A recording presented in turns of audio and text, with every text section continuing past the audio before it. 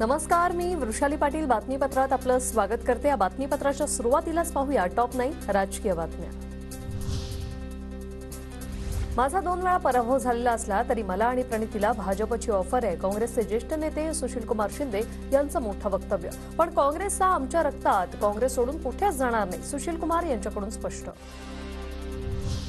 सोलापुरात चंद्रकांत पाटील आणि सुशीलकुमार शिंदेंची भेट। अधिकृतपणे सुशीलकुमार शिंदे यांना कोणतीही ऑफर नाही, मात्र भाजपमध्ये आल्यास त्यांचं स्वागत आहे।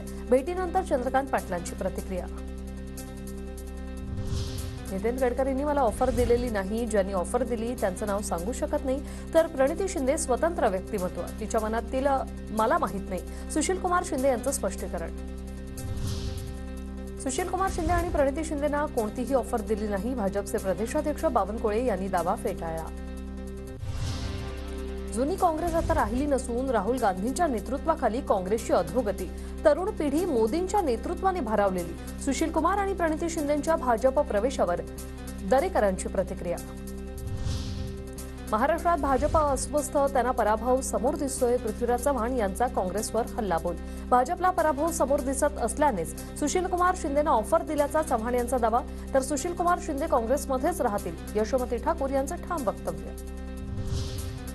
फडणवीसांनी कासरा हाती घेतला तर राज्याचा कारभार हाती घ्यावा, कराडमध्ये भाजप खासदार उदयनराजेंचं सूचक वक्तव्य। शिंदेंची शिवसेना म्हणजे पाकिटमारी, मिंदे गटाचे मुंबईतील उमेदवार गुजरातचे भांडवलदार ठरणार, संजय राऊतांचा एकनाथ शिंदेंवर निशाणा। शिंदेंचे 10 लाख घेतले तरी खरी पाकिटमारी, ते पैसे परत करा, संजय शिरसाट यांचा राऊतांवर पलटवार।